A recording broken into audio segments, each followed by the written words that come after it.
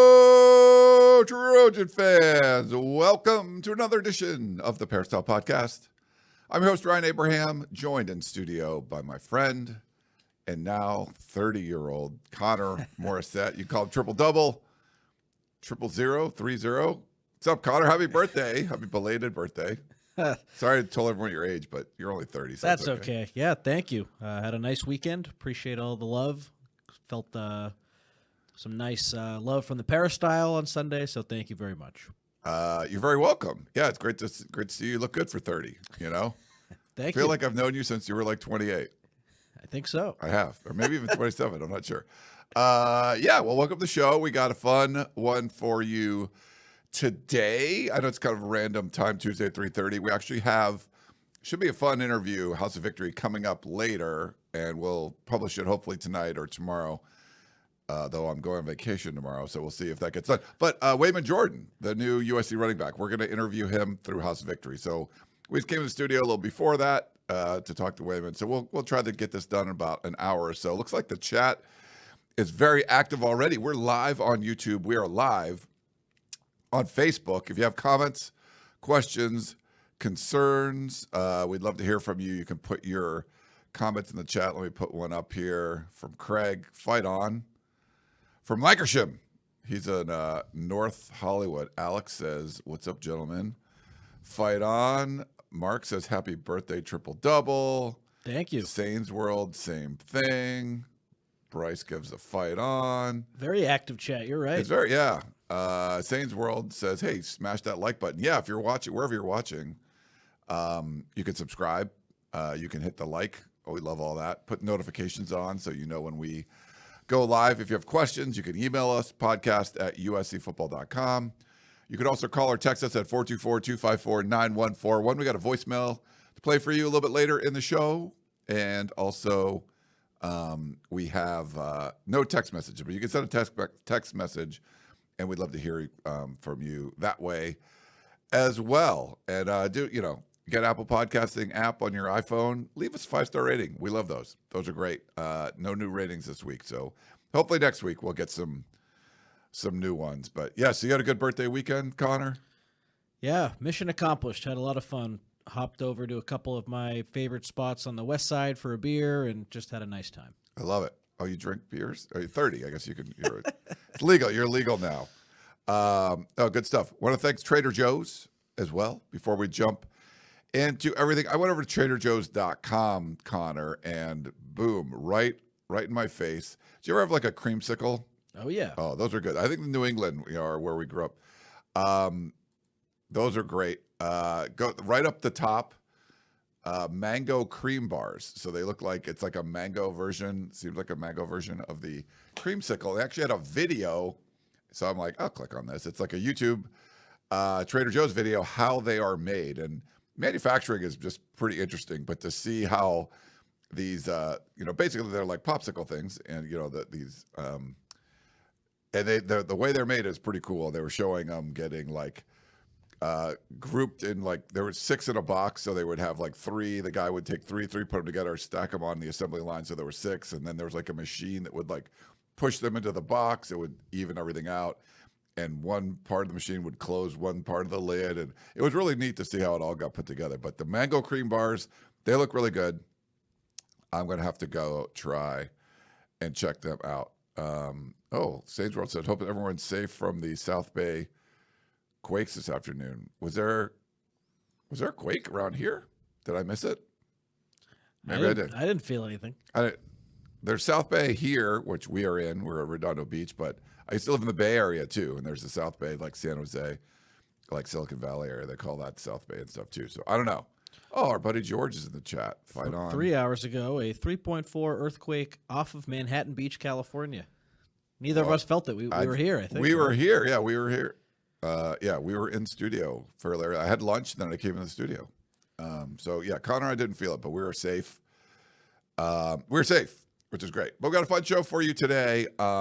We had a unique look into the USC official visit weekend. It was a big one, so we're going to get an update on that. Connor and Chris Trevino were both downtown LA Saturday night part of the paparazzi taking pictures of all the USC recruits that were there. You got some commits, you got some hopefuls, a lot of stuff. So we'll get an update on that. We got to go over a little bit on that house settlement, what we think it means for USC.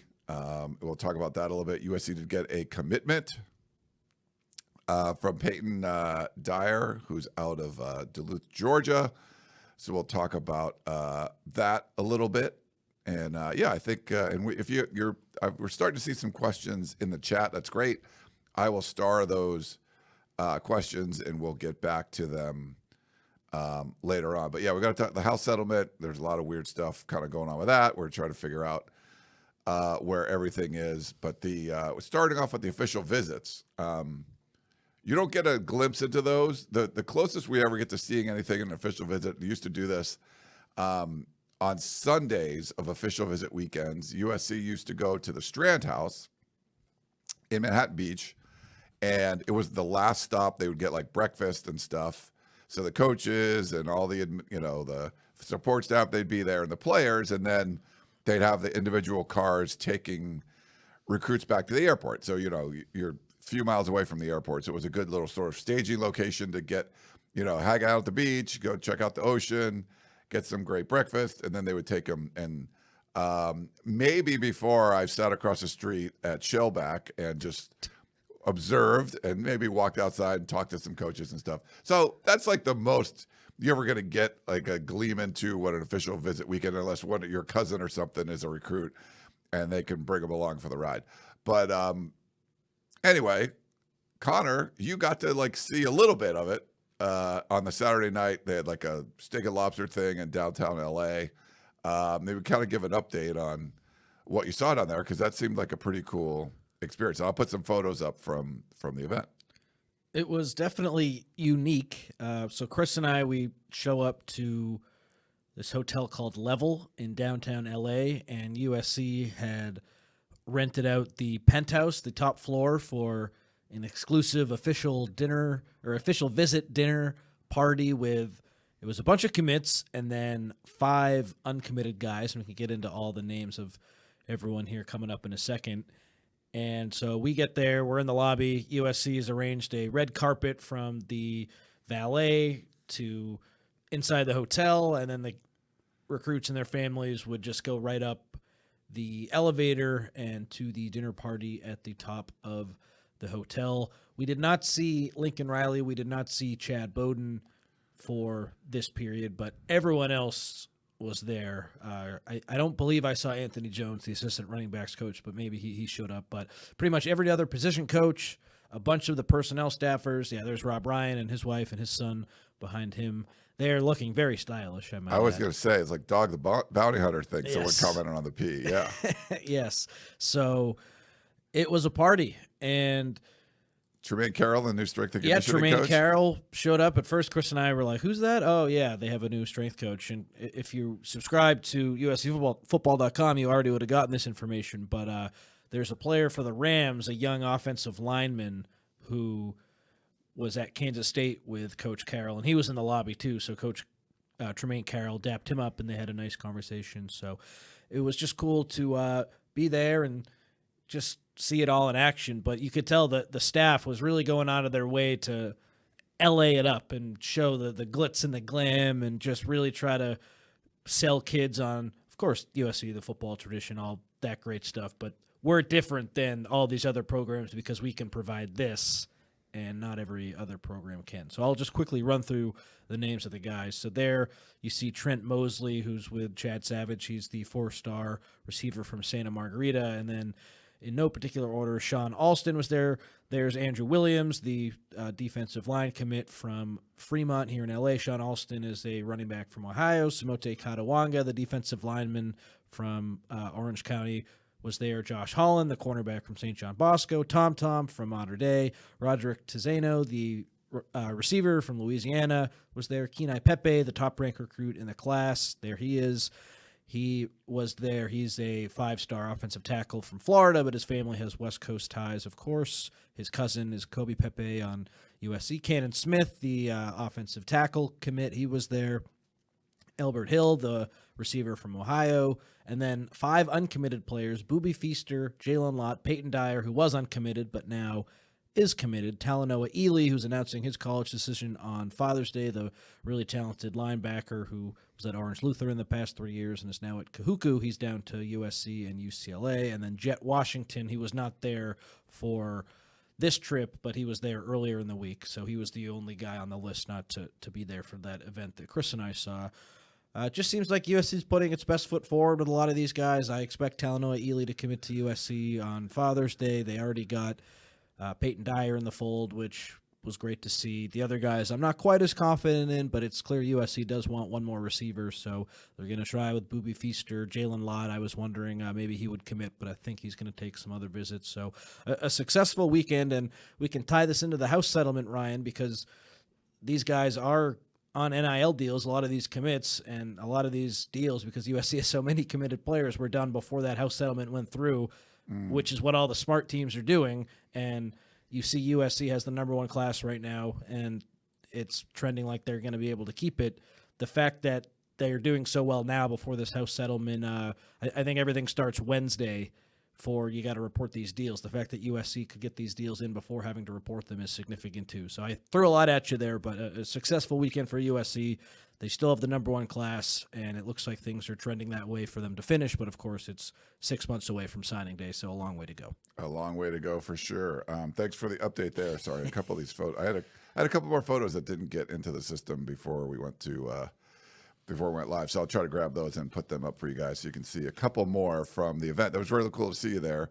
I'm going to put this up real quick. Carlos was on Facebook. He said he was stopping in. I don't know if he's going to stick around, but he wanted to know, what's the word with Rider Lions? Moving on or long hold? I'll say with him, never say never right now, but it does seem like right now USC is moving on, and he's moved on from USC. It's one of those where USC feels like they did everything in their power to get him to commit. They threw the kitchen sink at him, and he still didn't, so their thought process is, well, if we've gone out of our way to do everything we possibly can and it's still a no, why are we going to continue to do that? So they've moved on to Peyton Houston, yeah, I'm getting all these names. I know. Confused. There's Not a couple Peyton Peytons, Dyer, yeah. Peyton Houston from Louisiana, and I had a really nice conversation with his dad last week, and I asked him about Rider Lions, and they said, hey, we're running our own race. We know USC's situation with Rider, but being right now that top priority for Lincoln Riley, we understand the significance of that, and they seem much more bought in, and if the USC staff does want to get a commitment from Peyton Houston, it looks like that could happen, and that's going to happen here in the next few months. So that'll be something to follow. And remember, Rider Lions, he's in 2026, but he's taking a Mormon mission, which really makes him a 2027. So that's why Peyton Houston, who's in 2027, that's why they would technically be in the same class. But yeah, to answer Carlos's question, I think the two sides right now are going their separate ways. And then, Craig, what was the vibe for the official visit with protests going on the ground floor? I don't know how close did you see that, because I get calls from relatives. I live at, Hermosa Beach. Like, I've not seen anything like that. There's parts of LA that have. I don't know if it was near where you guys were at this hotel. No, completely unaffected by it. I took the 110, obviously, to get close to downtown, and then the 101, and where I was going, the highway was fine, and there were no protests that we saw on Saturday. It was later in the day, so maybe stuff could have been happening earlier. Oh, maybe during the day. That was like an evening thing. So. Yeah, so that was good. I mean, not to get into politics, but it's probably not helpful when you have a recruit's parents seeing these seeing, these protests. Yeah, there's been fires in streets and stuff. So yeah, like that wouldn't be like the best fight, because they were trying to sell like this whole exactly LA glitz and glamour, and if you're like, oh, there's it's like when the Olympics comes to a city, they don't want a bunch of homeless people. They like suddenly LA's got a lot of homeless, right? Well, I bet you before 2028, that's probably going to be cleaned up a little bit.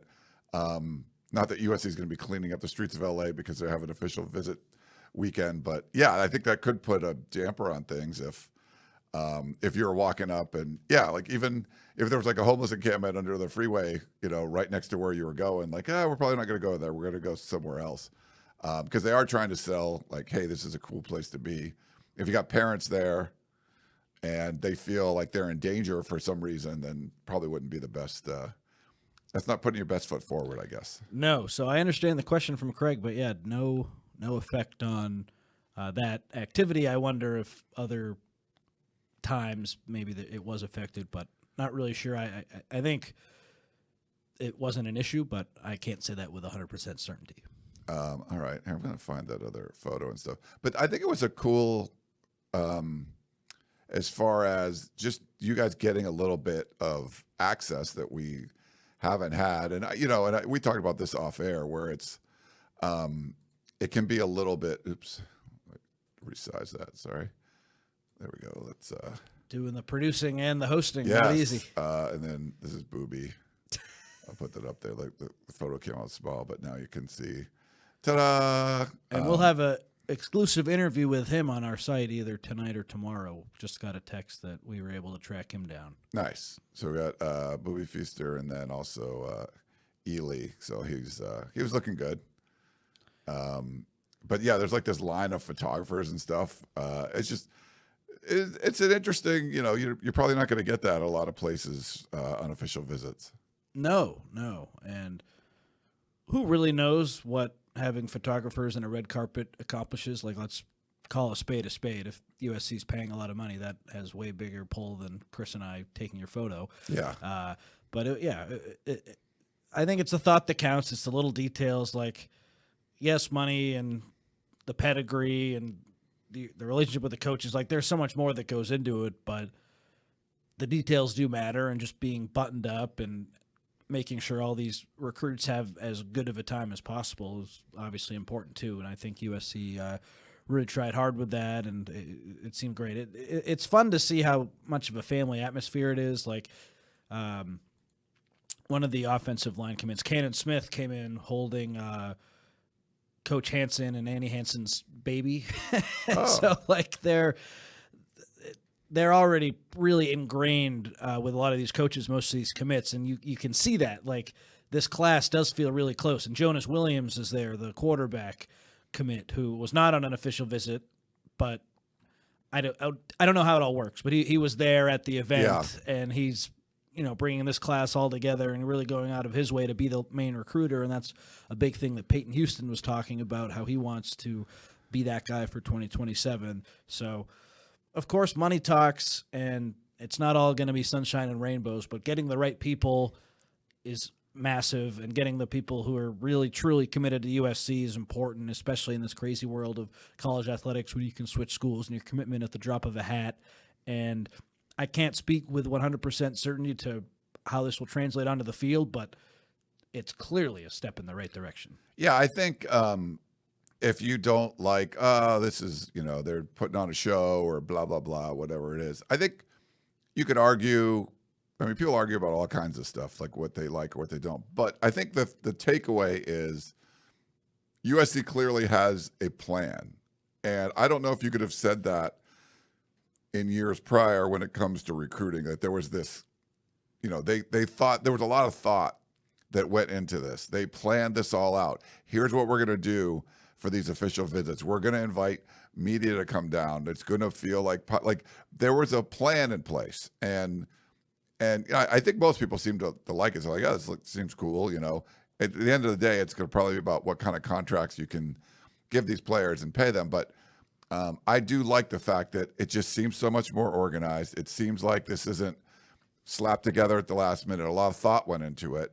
And so, yeah, you could argue, well, how effective is it going to be or not? It seems like it was pretty cool. But I think just the takeaway is this is buttoned down. They know what they're doing. They have a clear plan in place of how they're trying to execute and bring this all together. And it's obviously been working when you have the number one ranked class. And it's looking better when we talk about the house settlement stuff, because we talked about front loading contracts and stuff before. USC clearly had that in mind and wanted to get a lot of these players locked up or committed before, with deals. Here's going to be your NIL deal. We can do this now, and we don't know what this clearinghouse is going to be and all that stuff later. We can do the deal now and you'll be fine. So they had a clear plan in place for let's blow out 2026. Let's do it early. They've got focused so much on the local players and then give them a reason to want to stay committed. And events like this seem like, those are reasons to stay. And what's been funny, too, is you see other fan bases like, oh, USC is paying these kids not to take other visits and to stay in their class. You're damn right they're paying kids not to take other visits and stay in their class. Hello? That's the reality. Everyone's doing that, or at least the top programs are, the best of the best. This isn't some exclusive to USC, oh, they're paying these guys who aren't enrolled yet. No, that's how you do it now. And that's just been funny to follow. Like, you see fans of pretty high-profile schools acting as if they don't do that, and like their school doesn't do that. And it's like, no, this is what you have to do. How often, Ryan, in the past did we sit here and talk about how USC needs to get in the game? They got to get in the game. They are in the game, and that is another big part of this. I mean, I remember covering that 2024 recruiting class when they were ranked number 20 and they were losing guys left and right. And then last year it gets a little bit better, but they still had a couple of high-profile losses at the end. Like, the changes that everyone was clamoring for, those are being made, and you're damn right it has a lot to do with money. Yes. Because that's the name of the game, and that is the biggest driver to getting a kid to commit to your school. Other stuff matters as well, but if you're not paying, you're not playing, and USC now is doing both.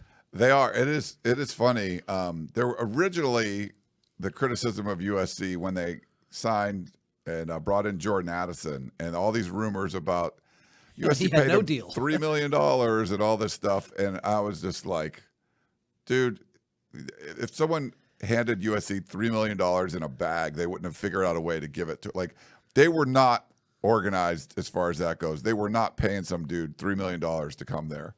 I mean, maybe there could have been like a booster or something was behind the scenes, but this was not like an organized USC thing. They were as far away from that as you could possibly be. And we've seen Oregon, and this is not a criticism of Oregon, just so you know. They've recruited very hard. They do an excellent job on the pitch and everything like that.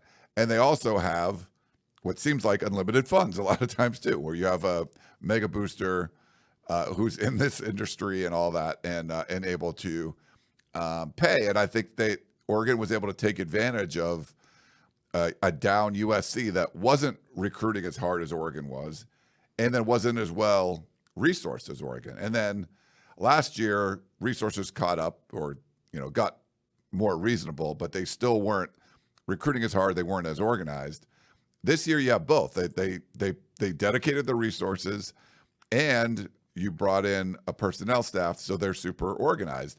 Now you're gonna have some battles. So instead of Oregon being able to take whoever they wanted, USC can't get whoever they want, but there's going to be more equal playing field in battles, and some kids will want to stay home instead of just, I want to stay home, but I'm getting more at Oregon. Now you're like, oh, you can get it more at USC. So if I want to stay home, I can stay home. It just gives you like another option. And then like the Mark Bowman thing, when that was coming through, let me put a photo of him up, like to see people from Oregon were kind of complaining, like, how much are they paying him? And it's like, it's just pretty funny because it was, that's what everyone was saying about Oregon too. I think it was, I was listening to Cover 3 and Tom Fornelli was talking about, this is great for college football because you can say, we're doing, like, whoever school you like, we're doing it right, and the other guy's cheating. Like, it's like we don't even know what the rules are, and all that, like, everything's kind of up in the air. So you can still just say, oh, yeah, if you're a USC fan, USC's doing it right, Oregon's cheating, and Oregon fans would say, Oregon's been doing it right, USC's cheating now. So it's just kind of funny. It just allows us to talk more about all this stuff. It's remarkable, the turnaround. I mean, USC used to have a structure in place where the head of the whole operation, for the most part, didn't negotiate with agents well, which is the name of the game. Like, you got to recruit the parents, you got to recruit the kid, but you got to make the agent happy. That's the one who, at the end of the day, is advising these kids where to go. And now you have Mark Bowman, who's rep by Wasserman, and USC signs him. And all these other kids are rep by some of the best agencies. On the basketball end, you have Clutch. That isn't a perfect example, but Athletes First are reps a couple guys in USC's class. Like, that was the missing piece, where USC had the money, maybe not as much as they do now, but they still had money, and the communication, the negotiation step was just totally lost, and that's totally changed. I see people in the chat asking about Brandon Arrington, the 5-star speedster from San Diego. I don't think USC is really in play for him, and I don't think they necessarily need to be. He is a track athlete first and foremost. He is so fast.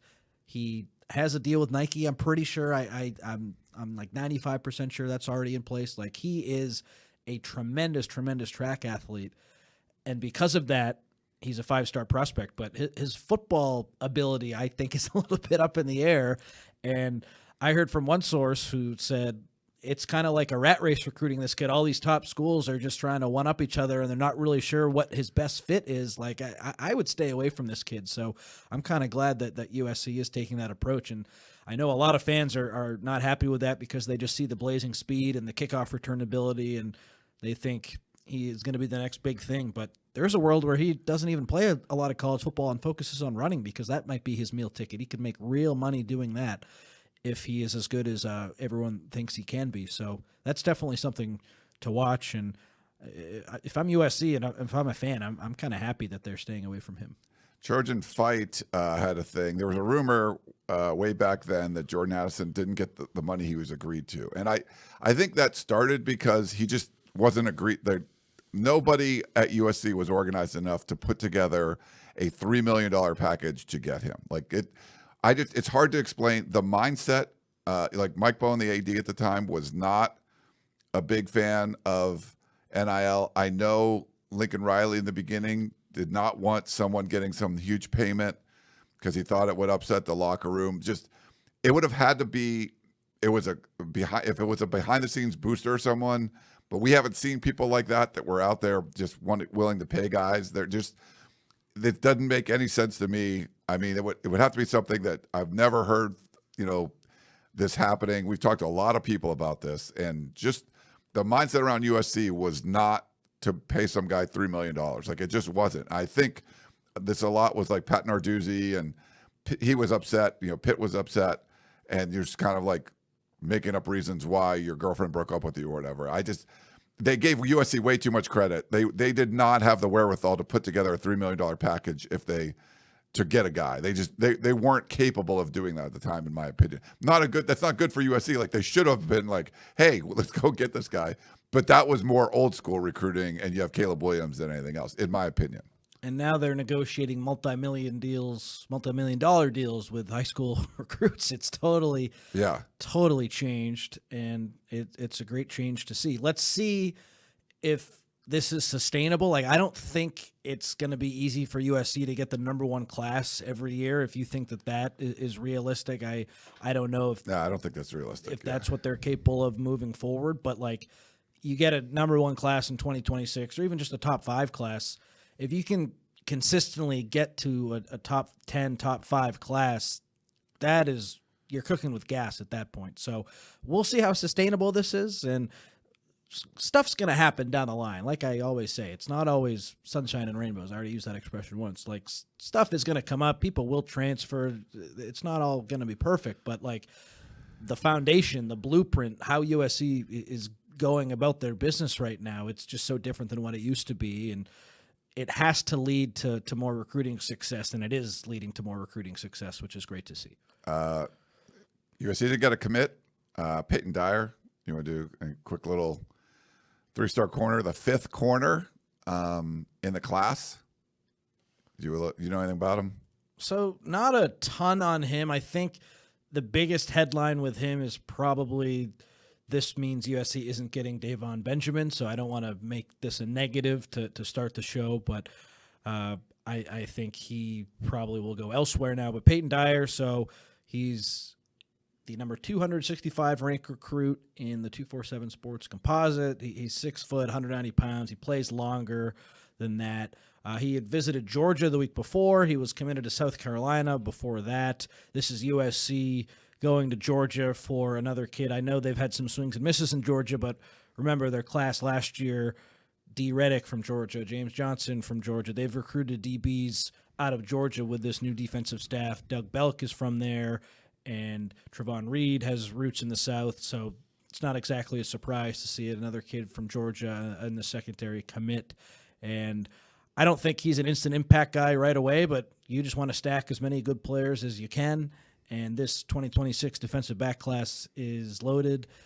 Coming back next year, USC is going to lose DeCarlos Nicholson and potentially some other people with just how the roster will shake out, of course, but you definitely want to replace him. And it's hard to project exactly what this kid's going to be when signing day hasn't even happened and he's years away from really playing, but he's just another top 300 kid, and he signed USC. USC likes him.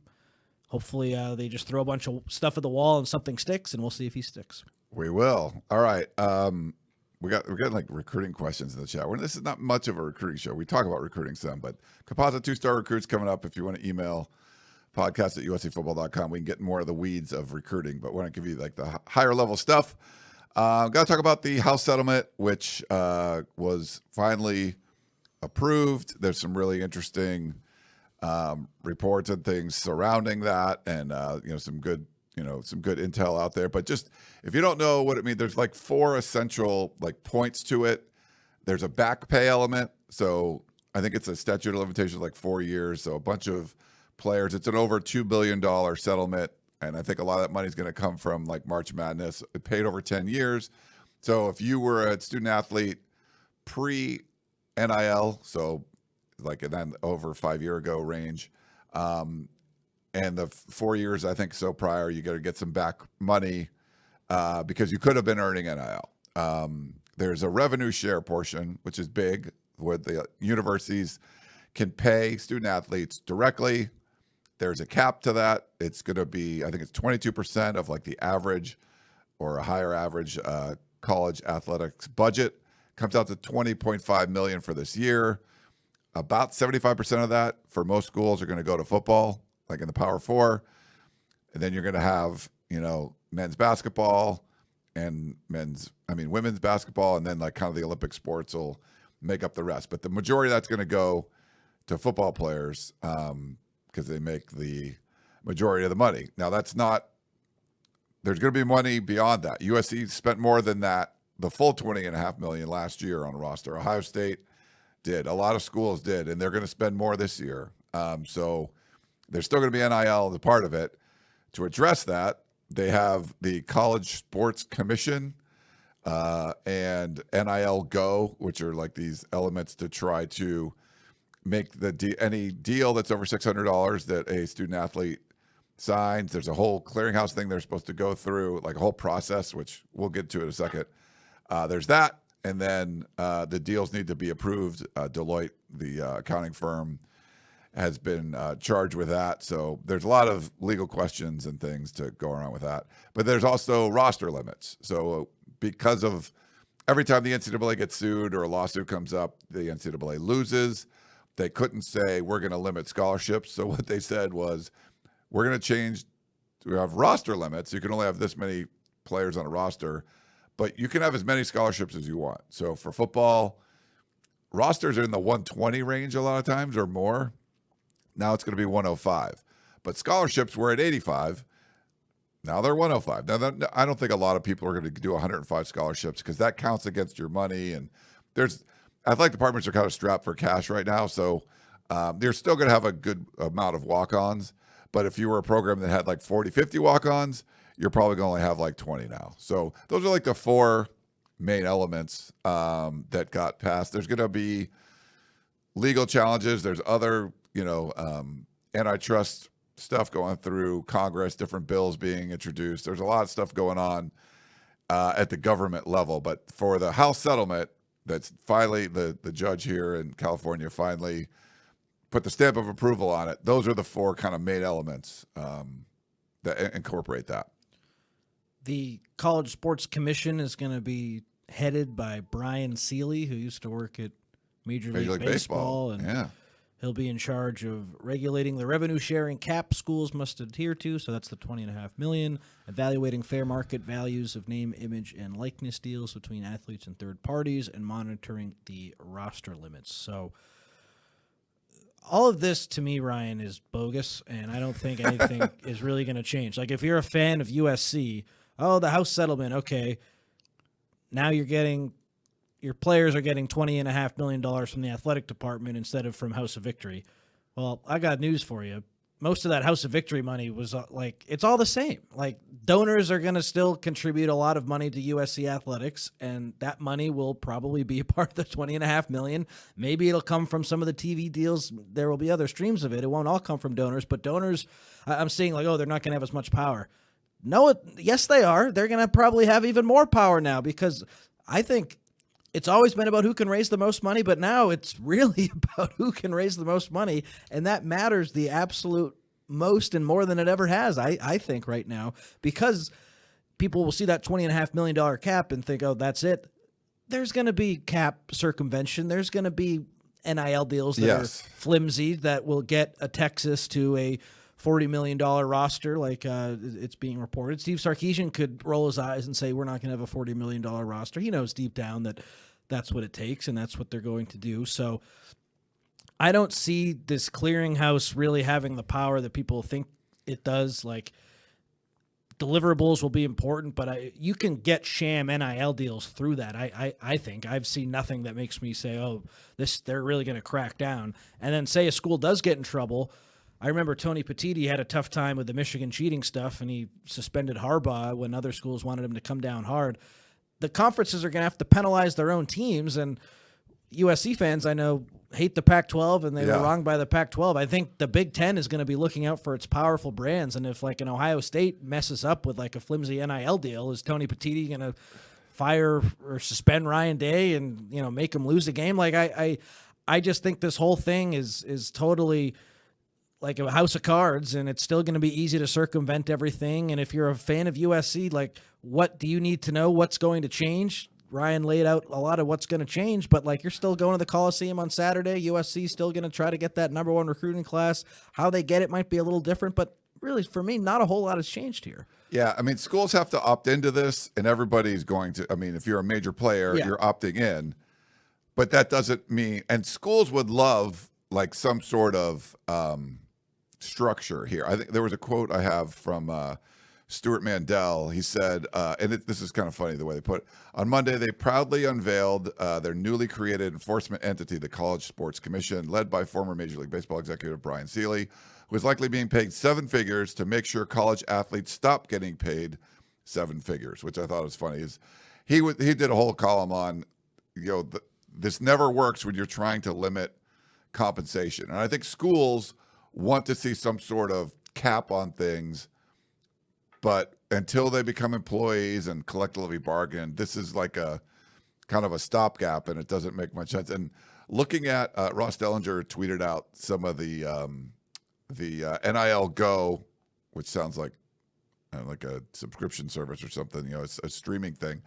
I think Chip Patterson on the Cover 3 was calling it NIL Go Plus, like it was something, which is kind of funny. But they have these charts and they put up there. I don't have them on the screen, but I can read them. So there's payer association, determining if the payer, whoever's paying the money, what's his association with the institution? Is there a valid business purpose for the payer to play the student athletes? And then range of compensation, which is going to be tough, like you're worth what you're paid for, right? Analyze whether a deal is above the calculated range of compensation or for similar items. And then there's like this deal submission process that starts with student athletes and their representatives entering the deal. Like, I was talking to people that, that run the collectives at USC, and it's hard to get student athletes to do stuff. Like, you're going to have them there. You got to start this process. Like, you get a deal, they're going to have to submit it in there. They have to submit it for review. Then the institution and the payer, they have to complete a form, a verification form. And then the deal is going to get analyzed by the NIL Go team for ROC, which is rate of compensation. And then it'll either be cleared or not cleared by the CSC enforcement people. And then if it's not cleared, you can revise and resubmit. You can cancel it. You could request arbitration. Like, this is like a process. And it starts with the student athlete having to do stuff. I don't see, is there ways that people aren't submitting deals? I just don't think this is a foolproof way to make sure all these deals are a go. And some people are insinuating this is just going to be like bagmen all over again. But I think legally, this probably wouldn't stand up in court. So they're hoping there's some other, federal legislation or something that would say, hey, you can't sue for antitrust and things about this. But it's crazy. I think we'll talk about USC's position, but the institutions would love some sort of like structure, but they don't want to go to the point. The structure would be they're all employees and they get to collectively bargain, and then you got rules, and this is how you get paid, and that's it. They're not there yet. They're trying to get there, but it just doesn't seem like this is going to hold up. They want structure until they don't want structure, yeah. Of course. I think with this, Ryan, schools opted out of being able to sue, right? Like if an NIL deal gets denied, say USC has a deal that gets denied, then USC, because of the fact they opted into and they agreed to having this commission be in charge, they can't sue. But what's stopping a player from suing? That's my question. If you're a 5-star running back and you can get $10 million from someone and Deloitte says, hey, that's too much money, that's not a fair market deal, denied, okay, the school is handicapped by opting into this college commission thing, but the player's like, hey, what the heck? I'm going to sue. I don't know why they wouldn't have that course of action available to them. And yeah, until the contracts actually mean something, until USC can sign a 5-star quarterback to a $10 million deal for 3 years, and if he wants to transfer, the other school that he's going to go to has to pay USC to buy him out of the deal. I just don't see anything really changing. So again, we always have this conversation. I don't know if that's in the best interest of college sports, but I think it would make a lot of stuff easier and would just get rid of all these crazy things that they're trying to do to avoid not having to pay these guys and have them collective bargain. Like, obviously they're paying them, but pay them the way that they don't want to pay them.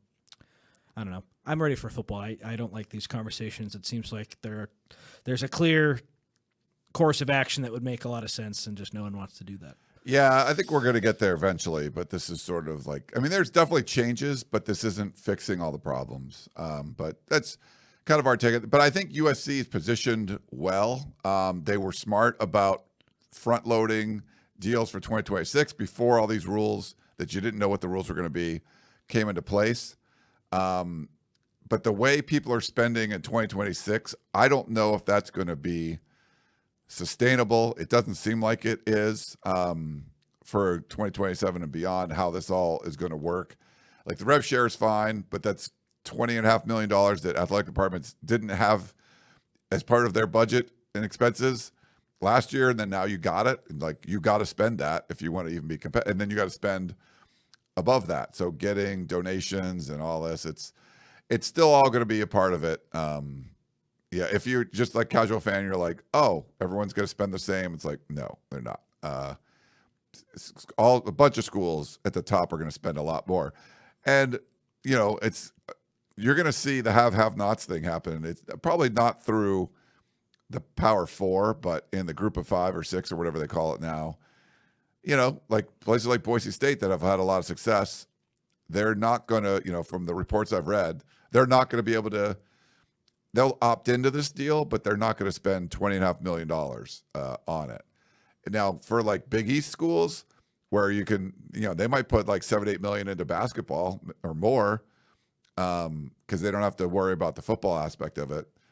But what sports get, extra treatment or better treatment? What sports get sort of left behind? It's tough because there's non-revenue sports don't make revenue, and now revenue becomes an important part of it. This isn't charity anymore. So if you're a athlete for a non-revenue sport, you're not going to get the same kind of stuff that you're going to get. There's going to be Title IX questions.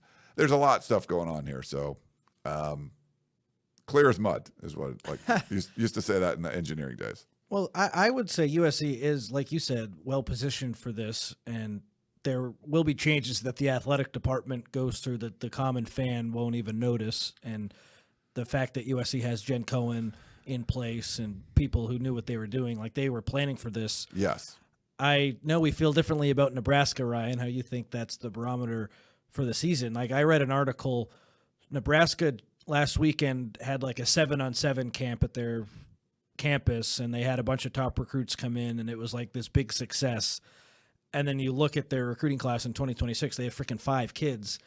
And then you look at USC, they have 28, and most of these kids are signed to deals. Like, who's doing the new era the right way? Is it Nebraska, who they're getting kids on campus for the first time, but they only have 5 commits? Or is it USC, who clearly knew that this date was coming and they wanted to sign guys as quickly as they could, and like it seems like they're ahead of the curve, whereas Nebraska, they have 5 commits and now they got to go through the clearinghouse with all these deals. Like I just think it's so clear there are haves and there are have-nots, and it just seems like USC is the have right now, when the past couple years I didn't always feel that way. No, they're doing things right. There's forethought involved. They thought about all this, where before there would have been like, oh, what's going on? No, there was a plan in place and a purpose behind all this, which is good. If you're like, hey, someone was behind it, you always want to think, oh, someone was thinking about that. You know, that's yes, people at USC were thinking about all this stuff, how it could go. So that's way better than before, because they weren't before. Yes, one of the biggest misreads I had was when,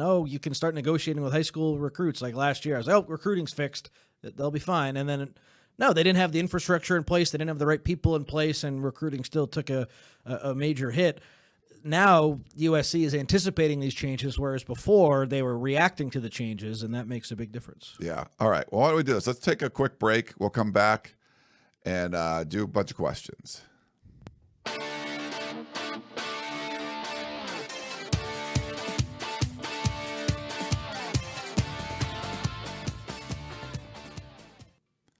All righty, we're back here on the Peristyle Podcast.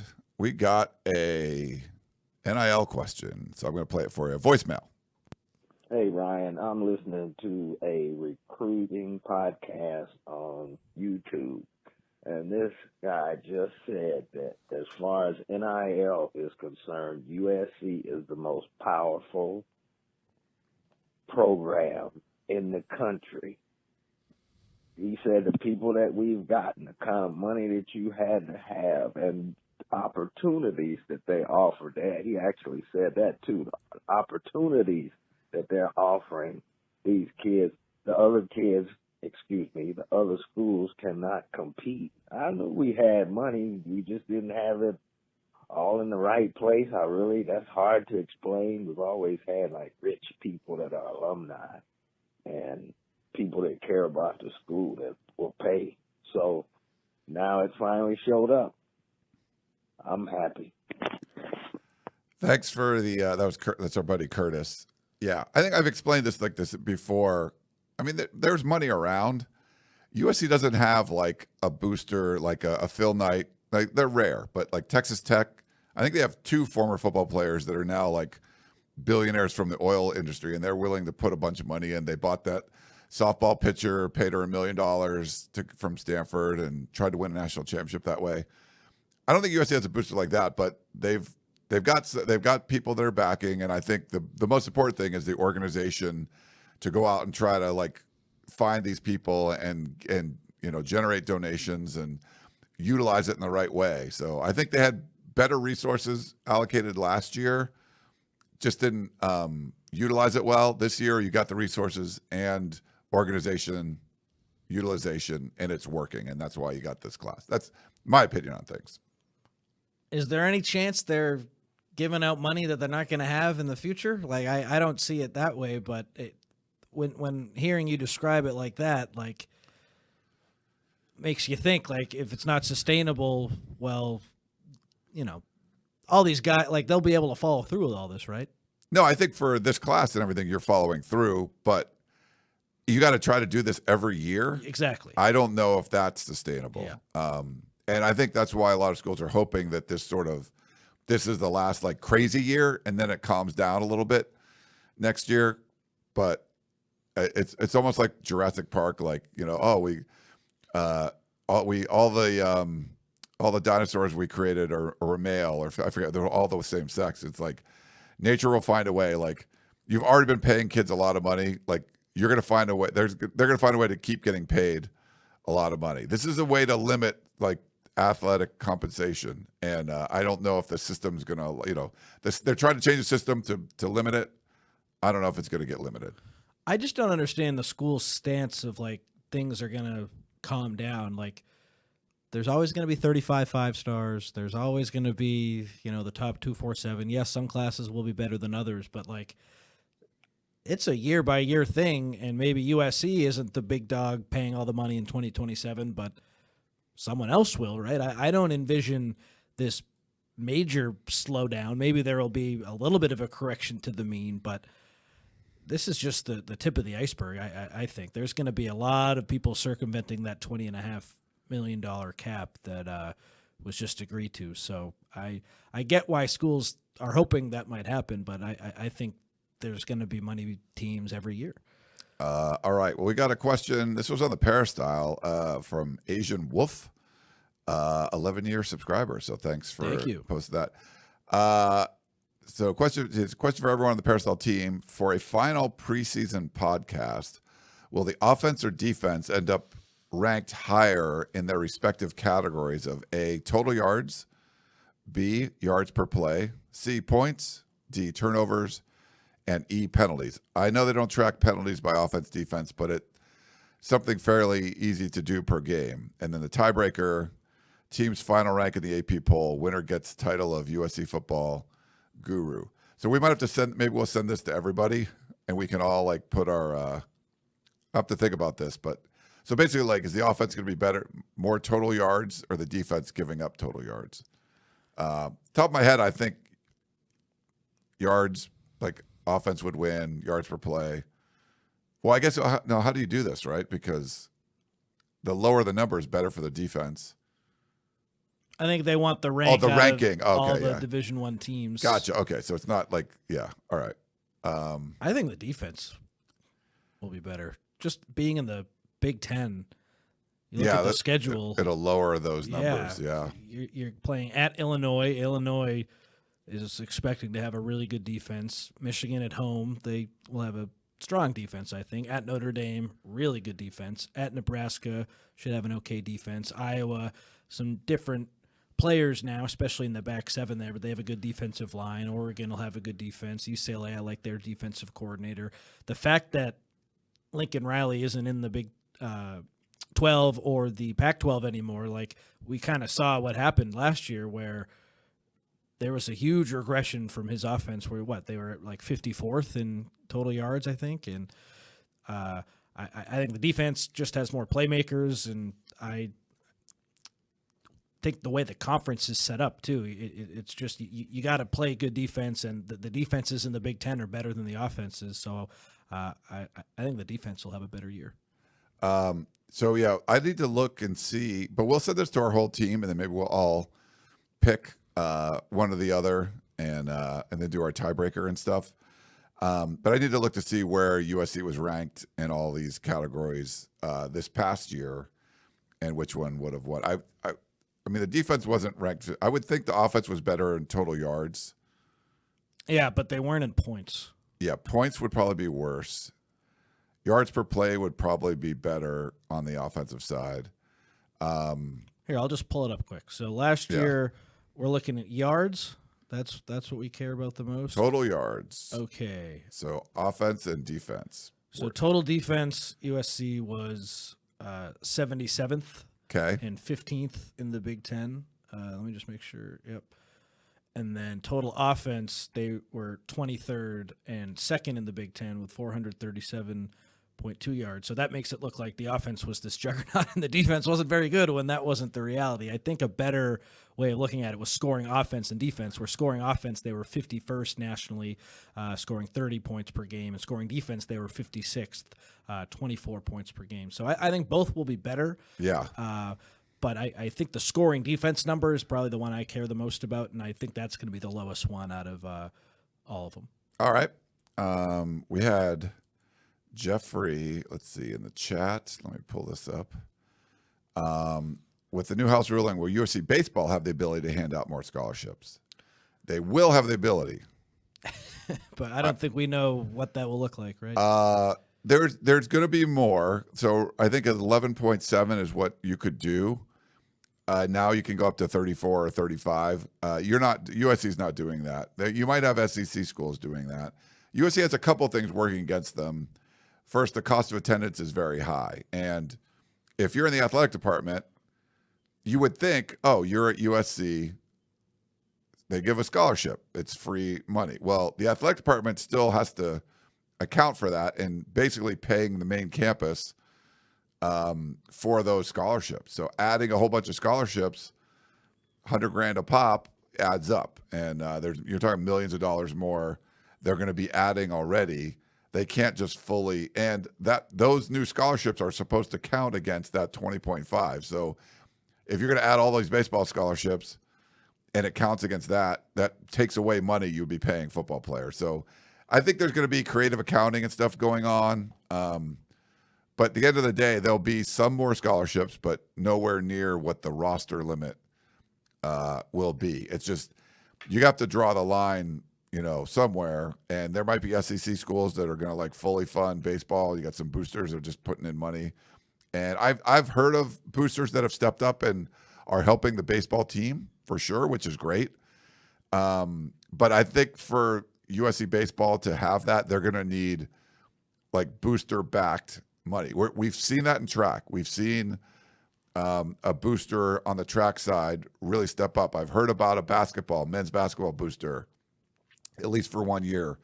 I think you're going to need that for baseball. Like the athletic department is just not going to be able to say, here's a whole bunch more scholarships. There'll be more, but not anywhere near, I think, what some of the SEC schools are going to do, if that makes sense. I don't know if you agree with that or not. Or I'd DM Shotgun on Twitter or post on the Peristyle and say, hey, have you heard anything about the baseball team? Yeah, he texted me something today asking me a question about it, and it wasn't super positive. So as far as like, oh yeah, all these resources are going there. There's only so many resources that can go around. So if you see a booster step up, then I think that's going to be the best thing. Bless and breaks. Do I have any power or contacts with the upper executive at Trader Joe's? I mean, I know the president of Trader Joe's, so I can always run something by them. But they got rid of crispy peanut butter filled milk chocolate bites. Those are literally the best thing they have.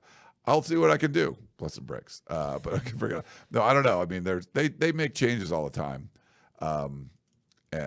Yeah, but I can run it by them, ask them, and see what's going on. I think we had one other.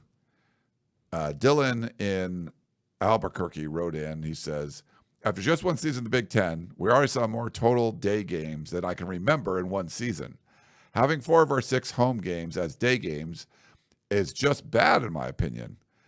People get mad at the night games and they get mad at the day. I don't like. Is there only one window that you could have them? I'm not sure. But what made it worse was the only 2 night games were Utah State early on and Rutgers on a Friday night, if I'm not mistaken. Wisconsin, Penn State, Nebraska, Notre Dame, all home day games. What do you make of this, if anything? Is it good or bad, or does it really even matter? Not that I want to the extremes of the late Pac-12 after dark starts, but some 5:30 or 6 starts at home would be great. I came out for the Wisconsin game last year and was disappointed when it was announced at 12:30. I can definitely see the Michigan game this year getting the same CBS time slot. This is when I actually noticed that the road team is blessed with the shaded sideline on the south side. Should USC consider switching sidelines if the amount of day home games continues? Fight on, Dylan in Albuquerque. That's a lot of thought to the schedule. I do think the 5 and 6 kickoff time is the best, and right. Being on the West Coast, you just don't get a lot of those. Tailgating wasn't great for 12:30 games for sure. No. But, I mean, I think if you're going to complain about night games and you get day games and you complain about, I don't know, like if you only want a 5 o'clock kickoff, is that the only thing that's going to make you happy? I don't know. Like, just being on the West Coast in a Central and East Coast time zone conference sucks. Like, I think this is one of the negative effects of joining the Big Ten, where that 3:30 window is that CBS window, and they have the Big Ten now. and that's 12:30 Pacific time. So you're going to keep getting those 12:30 games because of the CBS connection. So I don't really have any fix for that. I do think going forward, I would like to see, if it ever goes to like a super conference or something like that, the fact that the times for some of these really important games don't get announced until the week before, that can really screw over some teams. Like I know the NFL can flex games and stuff, and that's never going to totally go away, but it would be better if they could do a better job of planning out the time that you're playing, because that can really negatively impact teams, especially in these conferences where you have them all spread out across the country. Yeah. I mean, I think the day games are better than the night games. So I thought it was an improvement. I guess, it just depends on the way you look at it. I mean, we're working, so I'd rather get the day over with. It was kind of nice to have that and then watch some games at night. I mean, it's a long day for us working, not complaining or anything, but it's like the game doesn't end and, we're like home 4 or 5 hours after the game ends. So even the early windows, you're only watching like the late games, but you can watch it the press box and stuff sometimes too. So you can catch some more games. But if it's like a 7:30 kickoff, then, you're getting home at 2 a.m. So yeah, I'd rather have the day games than the night games. We'll see. But yeah, I know even the people that throw the tailgates, they were like, this stinks as far as time goes and stuff. It's not ideal. It does give you the breakfast burrito chances. But was Notre Dame, Nebraska,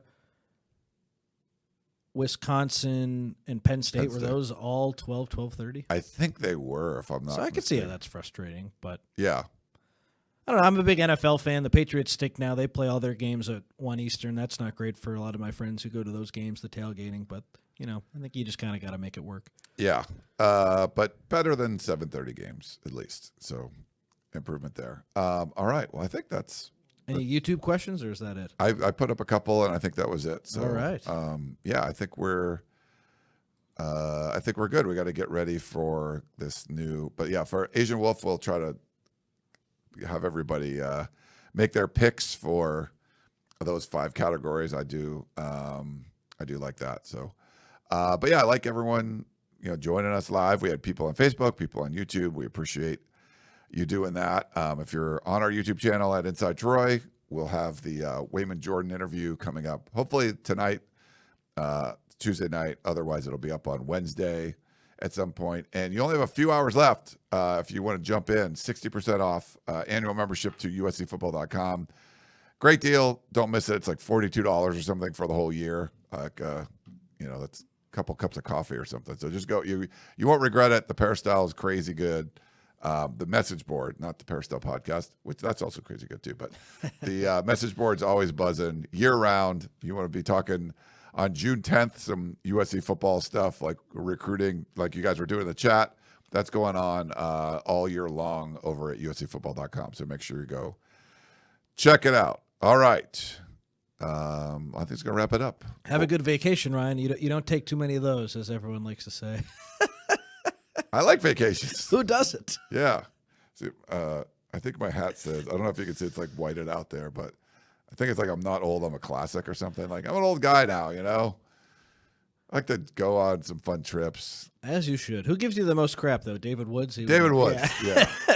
He's got 2 kids, so he can't really do much. Like I'm not tied down like that. I'm like, I can go do some fun things. But yeah, actually going to see, for USC fans out there, former USC All-American left tackle. He protected guys like Carson Palmer and Matt Leinart. Jacob Rogers. He owns a fishing company, Warrior Cabo, down in Cabo San Lucas. And I got to fish with him several months back, and it was so much fun. And I'm going to go on a trip with him again. So mostly just kind of chill at the beach and relax. But I'm going to do 1 day of fishing with Jacob, and he's awesome. So, all right. Wrap it up for Connor Morrissette. Happy birthday, sir. Everyone else, we really appreciate you tuning in. Thank you for joining us, and we will see you next time.